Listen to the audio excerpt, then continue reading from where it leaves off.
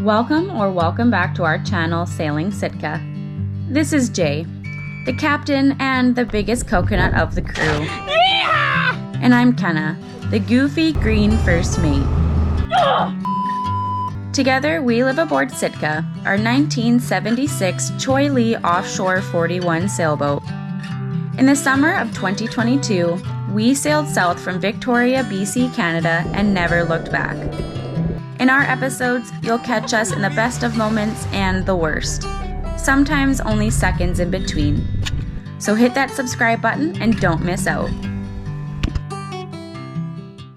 This is a Cheoylee 41 boat tour, but I know what you're thinking. That isn't Sitka. You guys remember Avocet, right? This is Chris and Marissa, two sailors we became quick friends with while lending each other a hand with boat projects in La Cruz, Mexico. You might remember them from earlier episodes when we helped them lift their engine out, or from when they helped us do a prop change. They have a Cheoylee 41, a sister cousin to Sitka, which is a Cheoylee offshore 41. They have nearly identical features, so let us know if you can spot the similarities or differences between the two and enjoy the tour. Alright people, let's just jump in with some of the key differences between our two vessels. So one thing you'll notice right away is the difference between our two Dodgers. One being a complete hard Dodger that I built on Sitka, and the second being a hardtop with a soft Dodger attachment on Avocet. Both having their pros and cons. A lot of it has to do with just personal preferences. Another key difference is the tow rail on Avocet is super amazing, and I wish that we had that on Sitka. It's a raised design, kind of like what you find on the Lee Hess boats, so water just sheds right off the boat. I really like that feature. They also have a bimini on Avocet, which gives you a lot of shade and protection from the sun when you're at the helm. Sadly, we can't really do that on Sitka as we have a mizzen boom in the way. Another thing you'll notice is obviously the rigging is quite different. On Sitka we have Sitka spruce spars and we have two masts as it is a yawl, versus on Avocet they have aluminum spar and it is a sloop, therefore a single mast.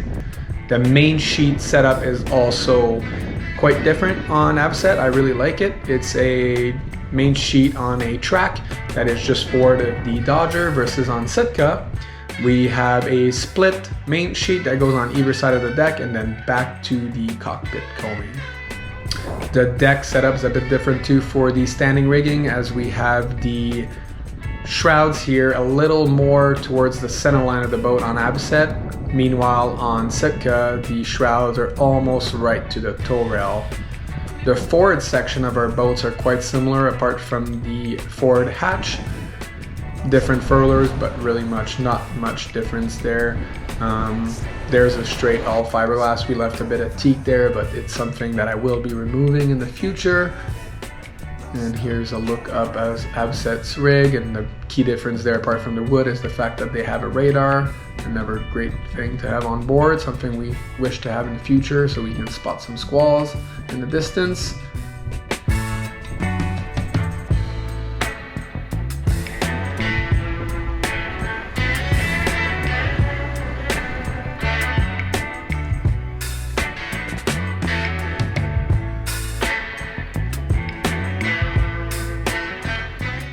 What you're seeing there dangling at the end of their boom is something that prevents the rolliness of an anchorage to affect you too much down below. So it just calms the boat down, basically, in layman's terms. Alright, now we're going to walk our way back to the cockpit and show you guys the differences in the boat. The cockpit is also a little bit different. They have a teak throughout. We used to have that on Sitka, but we removed it as the teak was getting too old. They also have a kitty. All right, let's walk down below. The first thing you'll notice is the amazing job that Chris and Marissa did with the woodwork down below. It is absolutely stunning. I really like the fact that they have their nav station and all their electrical components right there at the entrance. It's also one of the key differences between our two boats. They did quite a bit of modification in this part of the boat versus the original setup, and I quite like what they did here. Lots of storage, a perfect area for guests as well as a beautiful nav station. And once again, the finishing is absolutely glorious.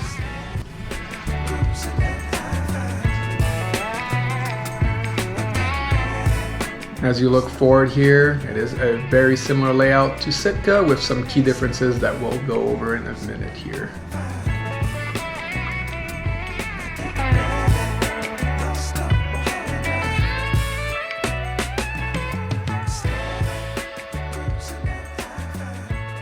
So this is the main cabin. One of the main differences you'll notice right away is the fact that they do not have a door in their cabin leading to the head, which I think is a good thing because we absolutely never use that door on Sitka.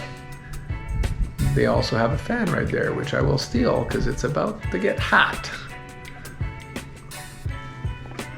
And these weirdos sleep with their heads facing aft. I don't know how they do that, but that's something that we don't do on Sitka. And this is a phone ringing in the background as I am filming this. And this is the battery compartment on Sitka versus here is storage. All right, let's get serious. Kenna's giving me the eyes. All right, now we're walking towards the galley. As you can see, they changed their countertops to something a bit lighter and it looks absolutely marvelous. Apart from that, the standard galley is pretty much the same, apart from little things like the sink being different, but the layout is pretty much the original. I do like that they added extra tall wooden fiddles. They look really, really pretty. Those cabinets are very, very similar to what we have on Sitka. I do like the placement of those foot pedals for both salt and fresh water at the sink. We would love to have a saltwater tap in the future to reduce our freshwater usage. This is one of the key differences between our boats is the head. The head on the Cheoylee 41 versus on Sitka is quite different. Chris and Marissa did an amazing job modifying this area to make it more functional and be beautiful. I really like the copper sink. And the nice rounded countertop really complements the space. And here in the main salon, you'll notice that their settee is more in an olive shape versus ours on Sitka is more rounded. Something that you might not notice if you just saw two pictures, but once you're on the boat, it's really noticeable.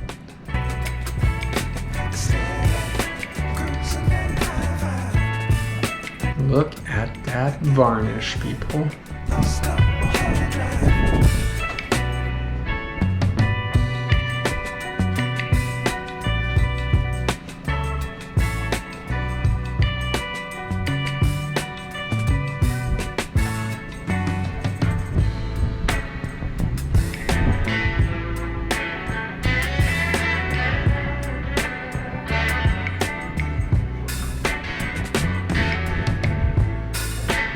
Alright, as you can see, Avocet was built in 1979 and Sitka is a bit older as she was built in 1976.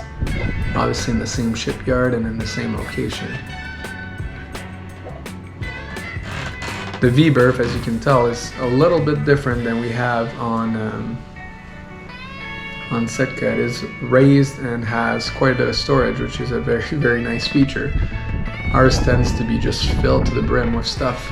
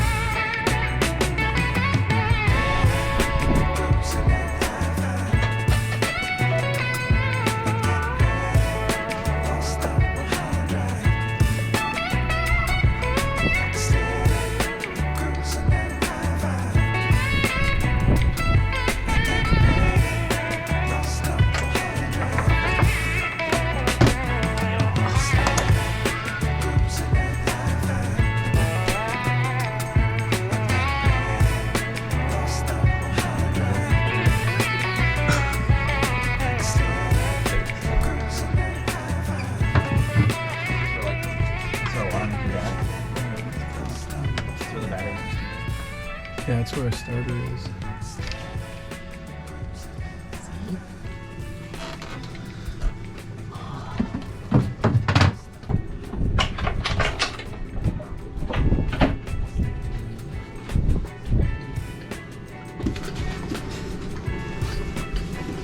Yeah, that's freaking cool. Yeah, that little thing. I wish I had a little dust trap in there. It's very nice.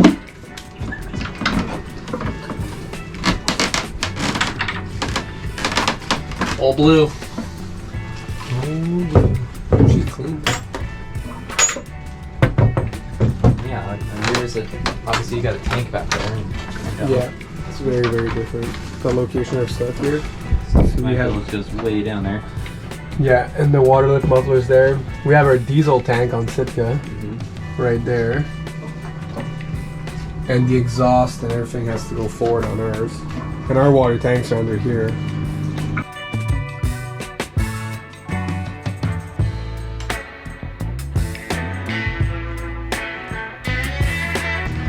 Yeah, it's so crazy seeing the alternator there too. Like ours is like right there on the handbar. Right. It's so different. Like Yeah, so that's that. And then let's see if you wanted to.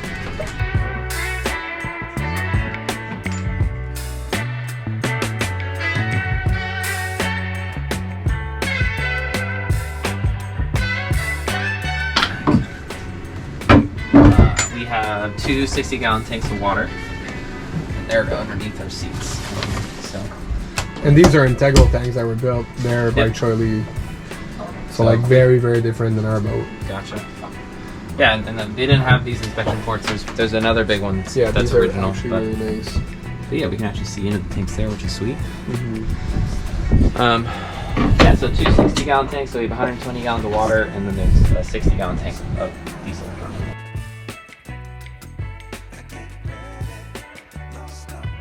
That's and this is where all the booze, extra booze. Like this wasn't. We had two of these open, but You didn't have that, that one or one was that not one. there, and that one was not there. So these two were there, and then but they were kind of like floating. How should I say this? They were floating holes, Mm-hmm. meaning that shit would drop underneath that, and then they get stuck inside there. So when I got into here to do the water tanks, I glassed in each and every one of these, so they're completely like watertight on the inside, which is kind of so you can't lose stuff.